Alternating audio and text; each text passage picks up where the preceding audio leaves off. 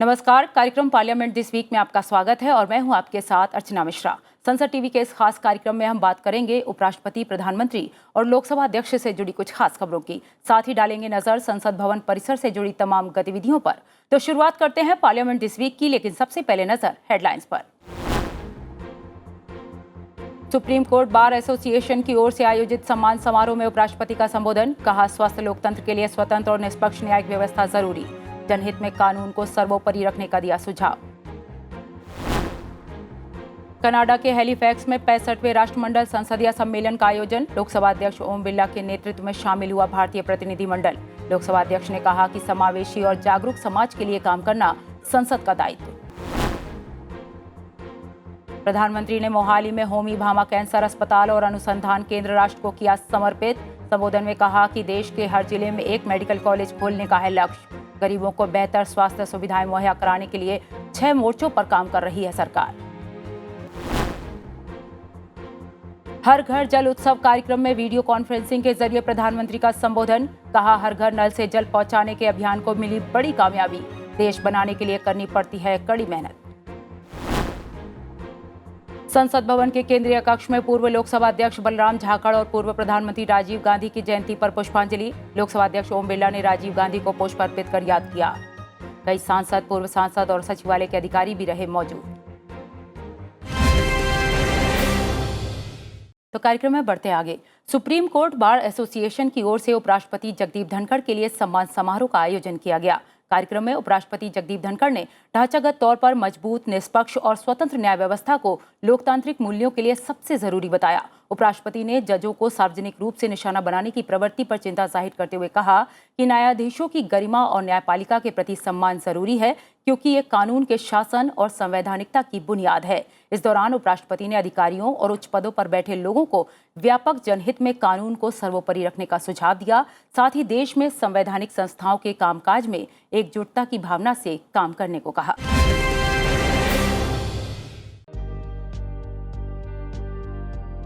उपराष्ट्रपति के सम्मान में सुप्रीम कोर्ट बार एसोसिएशन की ओर से आयोजित एक सम्मान समारोह के दौरान उपराष्ट्रपति जगदीप धनखड़ ने सभा को संबोधित किया। उपराष्ट्रपति ने अपने संबोधन में कहा कि कानून हमारी तभी रक्षा करता है जब हम उसकी पवित्रता को बरकरार रखते हैं। उन्होंने अधिकारियों और उच्च पदों पर बैठे लोगों से जनहित में कानून को सर्वोपरि रखने और लोकतांत्रिक परिवेश को बेहतर बनाने का सुझाव दिया।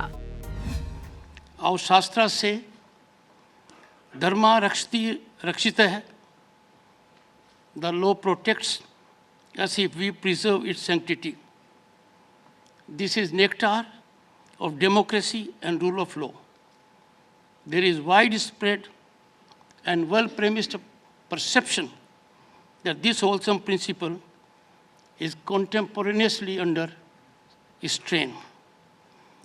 All in the country need to realize what Thomas Fuller reflected 3 centuries ago, and our highest court has reflected and emphasized on number of occasions. I quote, "Be you ever so high, the law is always above you," unquote. People in authority and high positions need to take cognizance of this in larger public interest and to further and enhance democratic ecosystem. उन्होंने कहा कि न्यायाधीशों की गरिमा और न्यायपालिका का सम्मान जरूरी है, क्योंकि ये कानून के शासन और संवैधानिकता की बुनियाद है। सार्वजनिक तौर पर न्यायाधीशों पर व्यक्तिगत निशाना साधने को लेकर चिंता जताते हुए उन्होंने कहा कि ढांचागत तौर पर मजबूत, निष्पक्ष और स्वतंत्र न्याय व्यवस्था लोकतांत्रिक मूल्यों में सुधार लाने के लिए सबसे बेहतर व्यवस्था है। Dignity of judges and respect for judiciary is inviolable, as these are fundamentals of rule of law and constitutionalism. Recent unfortunate emergence of pernicious trend to target individual judges in public domain calls for exemplary containment. Members of the bar and media have a great role to play in this. As foot soldier of the bar and bench, I would strive with all that I can possibly do for harmony, and working in togetherness of constitutional entities. सम्मान समारोह में केंद्रीय कानून और न्याय मंत्री किरेन रिजिजू, भारत के मुख्य न्यायाधीश एनवी रमना और अन्य सदस्य भी शामिल हुए। 20 से 26 अगस्त 2022 के बीच 65वां राष्ट्रमंडल संसदीय सम्मेलन कनाडा के हैलिफैक्स में आयोजित किया गया। लोकसभा अध्यक्ष ओम बिरला के नेतृत्व में भारतीय संसदीय प्रतिनिधिमंडल कनाडा के हैलिफैक्स में 65वें राष्ट्रमंडल संसदीय सम्मेलन में शामिल हुआ। इस दौरान लोकसभा अध्यक्ष ओम बिरला ने सम्मेलन जन संसद नवाचार के माध्यम से पहुंच विषय पर आयोजित कार्यशाला में प्रतिभागियों को संबोधित करते हुए कहा कि भारत में संचार क्रांति ने लोकतंत्र को सशक्त किया है। उन्होंने कहा कि जनता संसद को अपनी सामाजिक आर्थिक स्थिति में परिवर्तन के वाहक के रूप में देखती है और समावेशी और जागरूक समाज के लिए कार्य करना संसद का दायित्व है। इस दौरान भारतीय प्रतिनिधिमंडल कनाडाई समकक्षों से मुलाकात के दौरान लोकतंत्र को मजबूत करने के लिए वैश्विक विधायिकाओं और सांसदों के पीठासीन अधिकारियों के साथ द्विपक्षीय चर्चा की गई।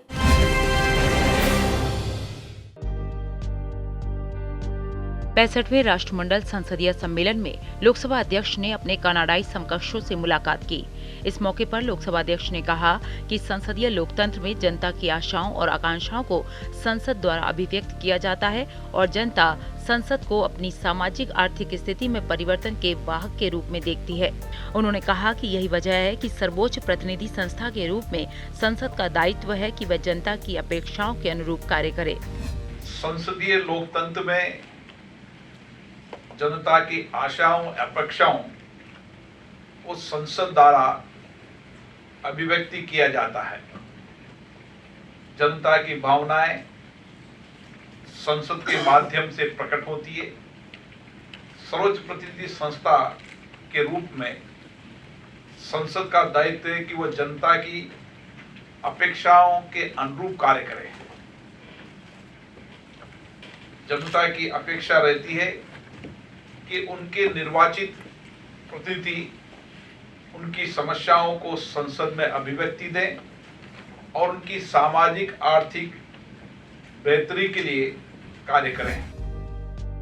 भारत में गणतांत्रिक व्यवस्था की सफलता पर बोलते हुए लोकसभा अध्यक्ष ने कहा कि स्वतंत्रता प्राप्ति के 75 सालों के बाद भी स्वतंत्र और निष्पक्ष चुनावों के माध्यम से हमारे देश की जनता ने लोकतांत्रिक संस्थाओं में बार बार अपना विश्वास व्यक्त किया है। चुनावों में मतदान के बढ़ते प्रतिशत ने ये साबित किया कि जनता लोकतंत्र को शासन की सर्वोत्तम पद्धति मानती है। भारत विश्व का सबसे बड़ा कार्यशील एवं जीवंत लोकतंत्र है। हमारे देश की सांस्कृतिक, भाषाई, सामाजिक और आर्थिक विविधताएं वाला देश भारत है। ये विविधताएं हमारे लोकतंत्र की सबसे बड़ी ताकत है। इतनी विविधताओं वाला देश में हमारा लोकतंत्र लगातार सशक्त हुआ है। लोकतांत्रिक प्रणाली के प्रति हमारी आस्था मजबूत हुई है। स्वतंत्रता प्राप्ति के बाद इन 75 वर्षों में स्वतंत्र और निष्पक्ष चुनाव ने जनता में हमारी लोकतांत्रिक संस्थाओं के प्रति और विश्वास को सुदृढ़ किया है। चुनाव में मतदान के बढ़ते प्रतिशत ने ये साबित किया है कि जनता लोकतंत्र को शासन की सर्वोत्तम पद्धति मानती है। लोकसभा अध्यक्ष ने सुझाव दिया कि राष्ट्रमंडल देशों की संसदों को नियमित रूप से आपस में बातचीत करनी चाहिए और सर्वोत्तम प्रथाओं को साझा करना चाहिए ताकि इन सर्वोत्तम प्रथाओं को लागू करने के लिए एक दूसरे की मदद की जा सके। वहीं 65वें राष्ट्रमंडल संसदीय सम्मेलन के साथ आयोजित की जा रही बैठकों के क्रम में लोकसभा अध्यक्ष ने ऑस्ट्रेलियाई संसदीय शिष्टमंडल से मुलाकात की। बातचीत के दौरान लोकसभा अध्यक्ष ने राष्ट्र निर्माण में युवाओं की भूमिका का जिक्र करते हुए इस बात पर जोर दिया कि भारत और ऑस्ट्रेलिया के युवाओं को मिलकर काम करना चाहिए और अपने ज्ञान और अनुभवों को साझा करने के लिए उन्हें नियमित रूप से एक दूसरे के साथ संवाद करना चाहिए, जिससे कि दोनों देशों में विकास को बढ़ावा मिल सके। साथ ही लोकसभा अध्यक्ष ने द्विपक्षीय संबंधों को और मजबूत करने के लिए दोनों देशों के लोगों के बीच परस्पर संपर्क को बढ़ावा देने पर भी जोर दिया।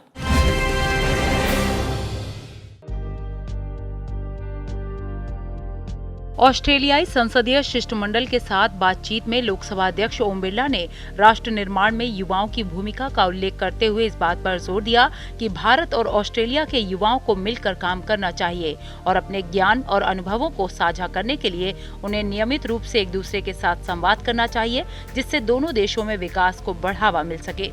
लोकसभा अध्यक्ष ने द्विपक्षीय संबंधों को और मजबूत करने के लिए दोनों देशों के लोगों के बीच परस्पर संपर्क को बढ़ावा देने का भी आग्रह किया।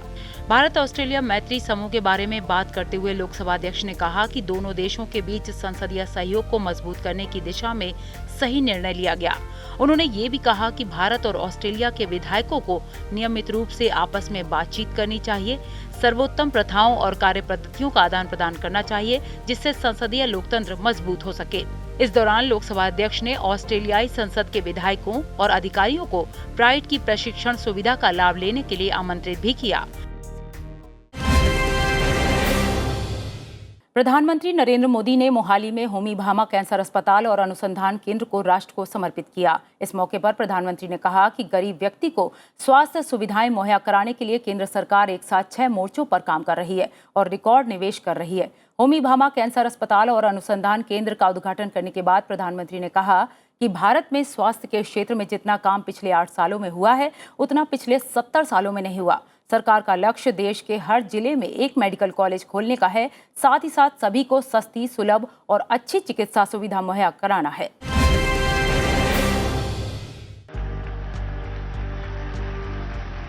प्रधानमंत्री नरेंद्र मोदी ने मोहाली में होमी भामा कैंसर अस्पताल और अनुसंधान केंद्र को राष्ट्र को समर्पित किया। इस मौके पर पंजाब के मुख्यमंत्री भगवंत मान ने प्रधानमंत्री नरेंद्र मोदी को सम्मानित किया। अपने संबोधन में प्रधानमंत्री ने कहा कि किसी भी देश का स्वास्थ्य सिस्टम तभी मजबूत होता है जब वो हर तरह से समाधान दे। किसी भी देश का हेल्थ केयर सिस्टम तभी मजबूत होता है जब वो हर तरह से समाधान दे, कदम कदम पर उसका साथ दे। इसलिए बीते 8 वर्षों में देश में होलिस्टिक हेल्थ केयर को सर्वोच्च प्राथमिकताओं में रखा गया है। भारत में स्वास्थ्य के क्षेत्र में जितना काम पिछले 7-8 साल में हुआ है, उतना पिछले 70 साल में भी नहीं हुआ। आज स्वास्थ्य के क्षेत्र के लिए गरीब से गरीब को आरोग्य सुविधा के लिए देश एक नहीं, 2 नहीं, 6 मोर्चों पर एक साथ काम करके देश की स्वास्थ्य सुविधाओं को सुधारा जा रहा है, मजबूत किया जा रहा है। प्रधानमंत्री ने कहा कि पिछले 8 सालों में देश में संपूर्ण स्वास्थ्य देखभाल को सर्वोच्च प्राथमिकताओं में रखा गया है। साथ ही प्रधानमंत्री ने कहा कि सरकार का लक्ष्य देश के हर जिले में एक मेडिकल कॉलेज बनाने का है। हमारी सरकार गांव-गांव को आधुनिक स्वास्थ्य सुविधाओं से जोड़ने के लिए 1.5 लाख से ज्यादा हेल्थ एंड वेलनेस सेंटर बनवा रही है। मुझे खुशी है कि इनमें से लगभग 1.25 lakh health and wellness centres ने काम करना शुरू भी कर दिया है। केंद्र सरकार देश के हर जिले में कम से कम एक मेडिकल कॉलेज के लक्ष्य पर काम कर रही है। Ayushman Bharat health infrastructure mission के तहत जिला स्तर पर आधुनिक स्वास्थ्य सुविधाएं बनाने पर 64,000 करोड़ रुपए खर्च किए जा रहे हैं। प्रधानमंत्री के साथ मुख्यमंत्री भगवंत मान, राज्यपाल बनवारी लाल पुरोहित के अलावा श्री आनंदपुर साहिब से कांग्रेस सांसद मनीष तिवारी मौके पर मौजूद रहे। वहीं प्रधानमंत्री नरेंद्र मोदी ने जल जीवन मिशन के तहत हर घर नल से जल पहुंचाने के अभियान को एक बड़ी सफलता करार दिया है। प्रधानमंत्री ने कहा कि उनकी सरकार देश बनाने के प्रयासों के तहत वर्तमान और भविष्य की चुनौतियों का लगातार समाधान कर रही है। प्रधानमंत्री ने कहा कि सिर्फ 3 साल के भीतर ही जल जीवन मिशन के तहत 7 करोड़ ग्रामीण परिवारों को पाइप के पानी की सुविधा से जोड़ा गया, जबकि आजादी के 7 दशकों में देश के सिर्फ 3 करोड़ ग्रामीण परिवारों के पास ही पाइप से पानी की सुविधा उपलब्ध थी। नमस्कार। प्रधानमंत्री नरेंद्र मोदी ने जल जीवन मिशन के तहत हर घर नल से जल पहुंचाने के अभियान को एक बड़ी उपलब्धि बताते हुए कहा कि उनकी सरकार देश बनाने के प्रयासों के तहत वर्तमान और भविष्य की चुनौतियों का लगातार समाधान कर रही है। इस मौके पर आयोजित हर घर जल उत्सव कार्यक्रम को वीडियो कॉन्फ्रेंस के माध्यम से संबोधित करते हुए प्रधानमंत्री ने ये भी कहा कि सरकार बनाने के लिए उतनी मेहनत नहीं करनी पड़ती जितनी कड़ी मेहनत देश बनाने के लिए करनी पड़ती है। आज दुनिया की बड़ी बड़ी संस्थाएं कह रही हैं कि 21वीं सदी की सबसे बड़ी चुनौतियों में से एक चुनौती वाटर सिक्योरिटी की होगी। पानी का अभाव विकसित भारत के संकल्प की सिद्धि में भी बहुत बड़ा अवरोध बन सकता है।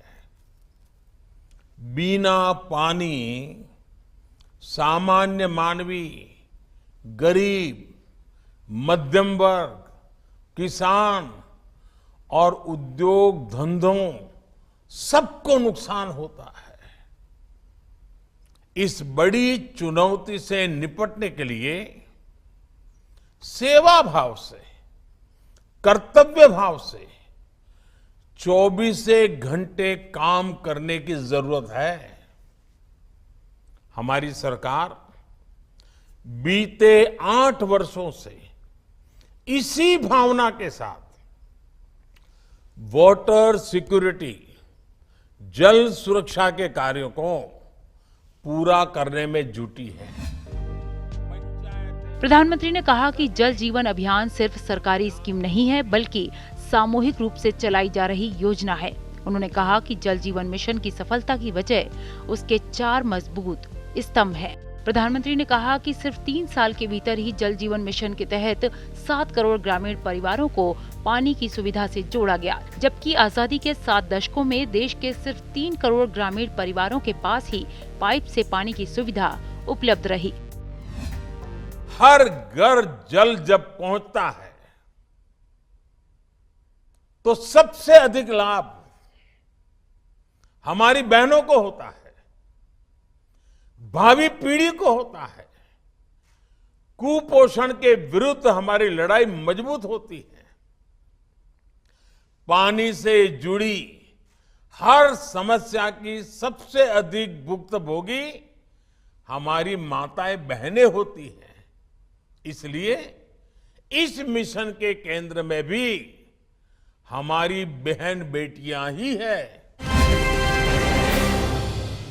तो कार्यक्रम पार्लियामेंट दिस वीक में वक्त हो गया है एक ब्रेक का। ब्रेक के बाद भी खबरों का सिलसिला जारी है, बने रहिए। तो ब्रेक के बाद एक बार फिर आपका स्वागत है। बढ़ते हैं आगे। देश के पूर्व प्रधानमंत्री राजीव गांधी की जयंती पर संसद भवन के केंद्रीय कक्ष में पुष्पांजलि अर्पित की गई। इस मौके पर लोकसभा अध्यक्ष ओम बिरला ने राजीव गांधी को श्रद्धासुमन अर्पित कर उन्हें याद किया।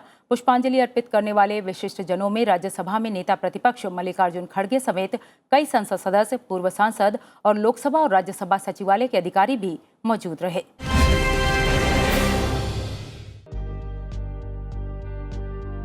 संसद भवन के केंद्रीय कक्ष में पूर्व प्रधानमंत्री राजीव गांधी की जयंती के मौके पर पुष्पांजलि अर्पित की गई। लोकसभा अध्यक्ष ओम बिरला ने पूर्व प्रधानमंत्री राजीव गांधी को श्रद्धासुमन अर्पित कर याद किया। पुष्पांजलि अर्पित करने वाले विशिष्ट जनों में विपक्ष के नेता मल्लिकार्जुन खड़गे, कई संसद सदस्य और पूर्व संसद सदस्य भी शामिल रहे। इस मौके पर लोकसभा और राज्यसभा के महासचिव उत्पल कुमार सिंह और पीसी मोदी ने भी पुष्पांजलि अर्पित कर उन्हें याद किया। बता दें कि भारत के तत्कालीन राष्ट्रपति डॉक्टर शंकर दयाल शर्मा ने 20 अगस्त 1993 को संसद भवन के केंद्रीय कक्ष में पूर्व प्रधानमंत्री राजीव गांधी के चित्र का अनावरण किया था।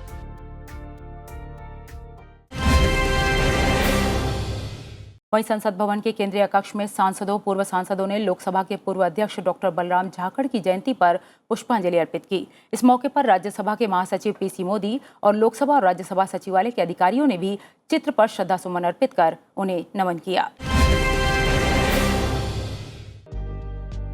सांसदों पूर्व संसद सदस्यों ने संसद भवन के केंद्रीय कक्ष में लोकसभा के पूर्व अध्यक्ष डॉक्टर बलराम झाखड़ की जयंती के अवसर पर उन्हें श्रद्धांजलि अर्पित की।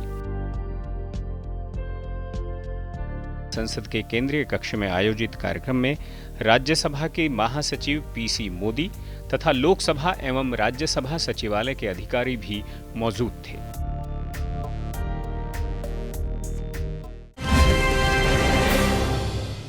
लोकतंत्र में संसदीय समितियों का अहम स्थान है। समय समय पर इन संसदीय समितियों की बैठक होती है। विभिन्न मुद्दों पर चर्चा के बाद ये समितियां अपनी रिपोर्ट सभा के समक्ष रखती हैं। तो आइए जान लेते हैं सप्ताह लोकसभा में किन किन संसदीय समितियों की बैठक हुई।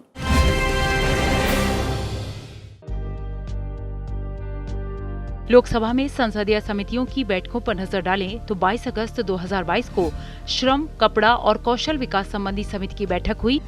22 अगस्त को ही कोयला खनन और इस्पात संबंधी समिति की बैठक संपन्न हुई। 23 अगस्त 2022 को प्राक्कलन समिति की बैठक हुई। 23 अगस्त को ही कृषि, पशुधन और खाद्य प्रसंस्करण संबंधी समिति की बैठक हुई। 23 अगस्त 2022 को वित्त संबंधी समिति की बैठक हुई। 23 अगस्त को ही शहरी विकास और आवासन संबंधी समिति की बैठक हुई। सरकारी आश्वासनों संबंधी समिति की बैठक भी 23 अगस्त को संपन्न हुई। 24 अगस्त 2022 को प्राक्कलन समिति की बैठक हुई। 24 अगस्त को ही पेट्रोलियम और प्राकृतिक गैस संबंधी समिति की बैठक हुई। अधीनस्थ विधान संबंधी समिति की बैठक भी 24 अगस्त को संपन्न हुई। तो कार्यक्रम पार्लियामेंट दिस वीक में इतना ही, लेकिन जाने से पहले एक जरूरी बात, आप इस कार्यक्रम को संसद टीवी के YouTube चैनल पर भी देख सकते हैं। हमें आपके फीडबैक का इंतजार रहेगा। अगले हफ्ते फिर मिलेंगे संसद से जुड़ी अहम खबरों के साथ। तब तक के लिए मुझे दीजिए इजाजत। नमस्कार।